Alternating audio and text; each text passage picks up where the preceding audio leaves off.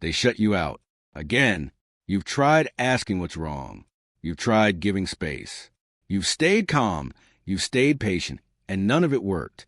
Here's why. You've been trying to reach someone who, in that moment, isn't reachable. Not because they feel nothing, but because what they're feeling is so overwhelming that shutting you out isn't a choice. It's a reflex. By the end of this, you'll know exactly what's happening inside them when they go quiet, and the one shift that actually changes the dynamic. At first, it doesn't look like much. A slightly shorter reply, a little less eye contact, a warmth that was there yesterday and isn't today. You notice. You always notice. So you ask if everything's okay. They say yes. But something has shifted, and you feel it in your chest before your brain has named it. So you try harder. You reach further. And the further you reach, the further they go, until you're standing in front of someone who looks like the person you love and feels completely unreachable. And you're left with that question that never fully leaves. What did I do? And why won't they just tell me? The answer isn't what you think. And once you see it clearly, it will change how much of yourself you give away trying to get back in. Here's what the research actually says. Studies on avoidant attachment found that avoidantly attached people don't feel less than their partners. They often feel more. Their stress responses during moments of closeness are measurably higher. They aren't cold. They aren't indifferent. They are flooded. The shutdown you're watching, it isn't them pushing you away. It's them trying not to drown. I see this misread constantly with my clients. Deeply empathic people. People who are extraordinarily good at reading emotional states. Sitting across from me convinced their avoidant partner doesn't care, that the silence means nothing. And I have to show them what's actually happening on the other side of that wall. Because what they've been reading as rejection is actually one of the most intense emotional experiences their partner is capable of having. They're not gone. They're overwhelmed. And they were never taught that overwhelm was survivable without distance. So let's look at what's actually happening inside them. The sequence most people never see. Because once you see it, the shutdown stops being a mystery and starts being a map. It starts with closeness, real closeness, the kind that feels good on the surface, but activates something ancient and conditioned underneath. For the avoidant, emotional intimacy doesn't just feel warm, it feels dangerous. Not because of you, but because of every early experience that taught their nervous system. Needing someone leads to disappointment, to engulfment, to losing yourself. So when closeness reaches a certain depth, an alarm sounds. It isn't conscious. It isn't chosen. Their system reads connection and automatically translates it as threat. Then comes the internal surge, anxiety, irritability, an almost physical need to create distance. They don't have words for it in that moment. They often don't even know it's happening. What they know is, I need space, right now, and I can't explain why. So they go quiet. They pull back. They give you less. And while you're on the outside feeling abandoned, they're on the inside feeling, for the first time in hours, like they can breathe. Does that land? Have you felt that sudden chill, even when things seem fine?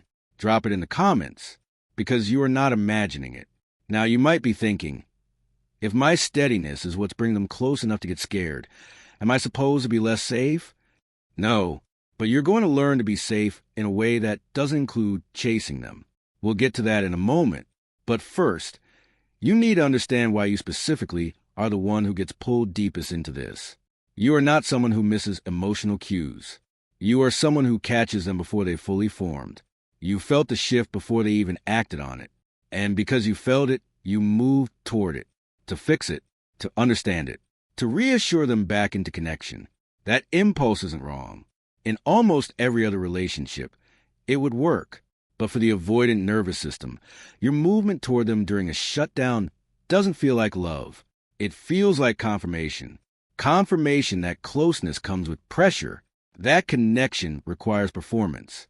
That they cannot fall apart without someone watching. So they retreat further, not to punish you, but because their system is doing the only thing it ever learned to do with feelings that got too big. Here's a reality check. The very things that make you exceptional at love, your attunement, your patience, your ability to stay, are the exact things keeping the cycle alive. Sit with that for a second. Here's the part almost no one talks about. Most partners of avoidance eventually trigger the shutdown less, not because they connected better, but because they've gotten reactive. They've started fights, issued ultimatums, made the relationship feel unstable enough that the avoidance wall goes up long before intimacy ever gets close enough to threaten them. In a strange way, the chaos keeps them comfortable, but you never created that chaos. You stayed regulated when you wanted to collapse. You stayed curious when you wanted to shut down yourself.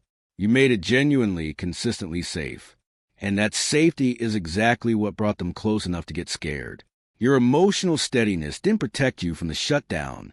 It made you the person they got close enough to shut out. But here's what changes everything. Once you're ready to let it. The shutdown is not a verdict on you. It's a window into them. And the person who feels most devastated by it is also the only person with the depth to see through the wall to what's on the other side. Not to fix it, not to talk them out of it, but to understand it so completely that you stop collapsing into it. Because when you stop making their shutdown mean something about your worth, something shifts. You stop chasing the withdrawal. You stop flooding them with reassurance they can't receive in that moment. You become still, and stillness, for an avoidant, is the most disorienting thing you can offer, because it removes the one thing their cycle depends on. You're a predictable pursuit. This isn't a tactic. This isn't a game. It's a genuine, internal settling into your own ground, where you stop needing them to come back in order to be okay. When you reach that place, one of two things happens. Either they feel the loss of your pursuit, real loss, not the managed distance they chose, and something cracks open. The wall they spent years building finally starts to feel heavier than the risk of letting you in. They come toward you, not because you pulled them, but because for the first time, they had to choose it. Or they don't. They stay behind the wall. And the relationship can't survive the honesty of that. That outcome is painful, but it is also the clearest information you will ever receive. Because a connection that only exists when you are endlessly absorbing someone's fear was never the love you were looking for. Which of these two outcomes are you most afraid of right now? The answer will tell you a lot about where you are in this. Let me know below.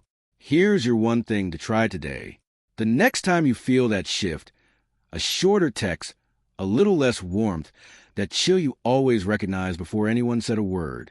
Take a breath, stay in your own chair, and do nothing just for 10 minutes. Don't reach, don't fix, don't check in. Just notice what it feels like to not chase, and let that be enough for now. You don't break out of this dynamic by understanding them more. You break out by understanding yourself enough to stop disappearing into their experience. The shutdown will always tell you something. The question is whether you're finally ready to let it tell you the truth.